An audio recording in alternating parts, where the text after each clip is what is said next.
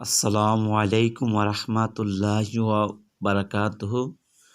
अऊज़ु बिल्लाहि मिनश शैतानिर रजीम। बिस्मिल्लाहिर रहमानिर रहीम। আজি আমি আল কুৰআনৰ আল ফাতিহা সূৰাৰ বিষয়ে আলোচনা কৰিম। আল ফাতিহা সূৰা আল ফাতিহাৰ নামাকৰণ। বিষয়বস্তুৰ পৰিপ্ৰেক্ষিতত এই সূৰাৰ নাম আল ফাতিহা ৰখা হৈছে, যাৰ দ্বাৰা কোনো বিষয়, গ্ৰন্থ অথবা কোনো কাম আৰম্ভ কৰা হয়। আৰবী ভাষাত তাকে ফাতিহা বোলা হয়। ই ভূমিকা, পাতনি, আকথা আদিৰ সামৰ্থ্যবোধক শব্দ। সূৰা আল ফাতিহাৰ অৱতৰণ কাল। এই সূৰাটো হযৰত মুহাম্মদ সাল্লাল্লাহু আলাইহি ওয়াসাল্লামৰ নবী জীৱনৰ নিচেই সূচনা কালত নাজিল বা অৱতীৰ্ণ হোৱা। নিৰ্ভৰযোগ্য হাদিছৰ বৰ্ণনাৰ পৰা জনা যায় যে ই সম্পূৰ্ণ সূৰাৰ আকাৰত নাজিল হোৱা সৰ্বপ্ৰথম সূৰা। ইয়াৰ আগতে কিছুমান খণ্ড খণ্ড আয়াত নাজিল হৈছিল আৰু সেইবোৰ সূৰা আলাক, সূৰা মুজাম্মিল, সূৰা মুদ্দাছিৰ আদিত সন্নিৱিষ্ট হৈছে।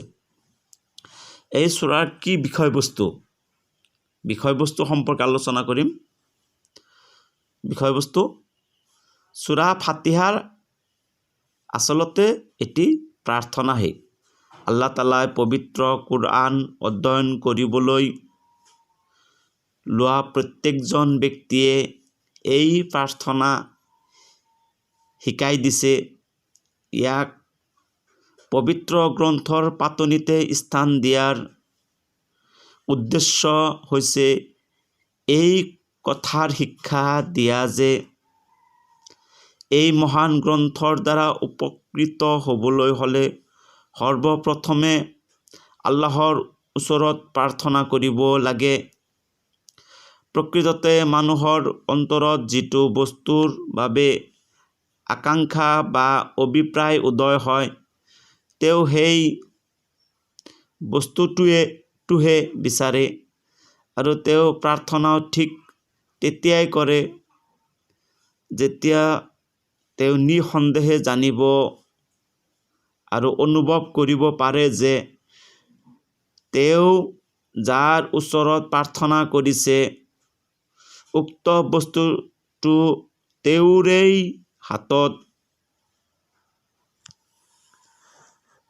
হাতত নিবিদ্ধ আৰু তেওঁৰ মঞ্জুৰি অবিহনে সেয়া কেতিয়াও পাব নোৱাৰি।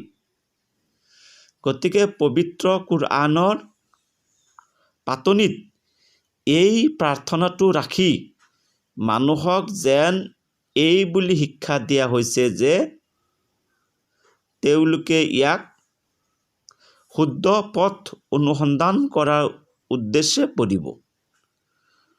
সত্যক অনুসন্ধান কৰাৰ মানসিক প্ৰস্তুতি লৈহে পঢ়িব আৰু আল্লাহ তাআলাকেই সকলো জ্ঞানৰ মূল উৎস বুলি মানি লৈ তেওঁৰ ওচৰত পথ নিৰ্দেশ প্ৰাপ্তিৰ আশাত কুৰআন অধ্যয়ন আৰম্ভ কৰিব। উপৰোক্ত কথাৰ পৰা এই কথা সুস্পষ্ট হৈ পৰিছে যে সূৰা ফাতিহা প্ৰকৃততে কুৰআন গ্ৰন্থৰ ভূমিকা নহয়, বৰঞ্চ ই হৈছে প্ৰাৰ্থনা আৰু কুৰআন হৈছে তাৰ বাস্তৱ উত্তৰ।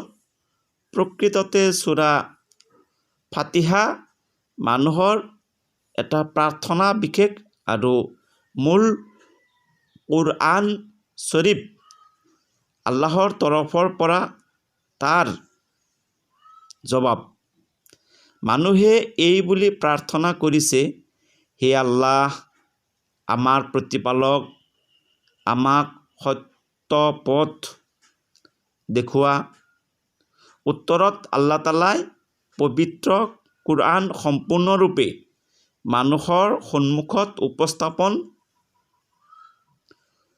কৰি কয়, তোমালোকৰ প্ৰাৰ্থনা অনুযায়ী মোৰ তৰফৰ পৰা তোমালোকক এই জীৱনী বিধান দান কৰা হ'ল।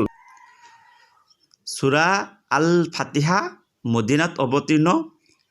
ইয়াত মুঠ ৰুকু 1, সূৰা নম্বৰ 1, মুঠ আয়াত আছে 7টা। এতিয়া পঢ়া যাওক সূৰা আল ফাতিহা।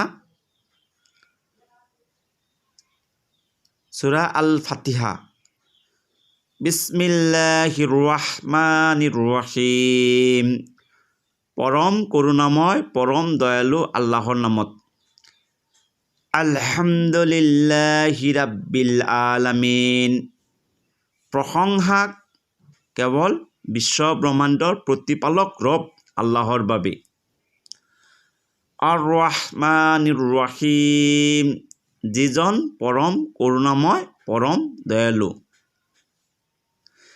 মালিকি ইয়াউমিদ্দিন, শেষ বিচাৰৰ দিনৰ মালিক। ইয়্যাকা না'বুদু ওয়া ইয়্যাকা নাস্তাইন, আমি তোমাৰেই ইবাদত কৰোঁ আৰু তোমাৰেই সাহায্য প্ৰাৰ্থনা কৰোঁ।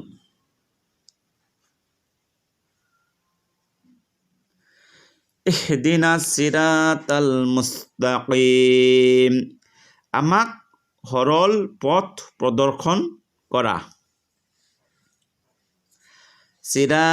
সিৰাতাল্লাযীনা আন'আমতা আলাইহিম, সেই সকলৰ পথ যিসকলক তুমি অনুগ্ৰহ কৰিছা। গায়ৰিল মাগযুবি আলাইহিম ওয়ালাজ্জাল্লিন, সেইবিলাকৰ পথ নহয় যিবিলাক তোমাৰ ৰোষত আৰু পতিত পথভ্ৰষ্ট। এইখিনি হ'ল সূৰা আল ফাতিহাৰ অসমীয়া অনুবাদ। আপোনালোকে ভিডিঅ'টো মনোযোগ সহকাৰে চাব, শুনিব। মই সূৰা আল ফাতিহাৰ অসমীয়া অনুবাদ কৰি আপোনালোকক শুনালোঁ। আপোনালোকে পাৰিলে মোৰ ইউটিউব চেনেলটো ছাবস্ক্ৰাইব কৰিব আৰু নেক্সট ভিডিঅ'টো পাবলৈ আপোনালোকে সহজ হ'ব ছাবস্ক্ৰাইব কৰিলে। আজিলৈকে ইমানেই সমাপ্ত কৰিছোঁ। আসসালামু আলাইকুম ওয়া ৰাহমাতুল্লাহি ওয়া বাৰাকাতুহু।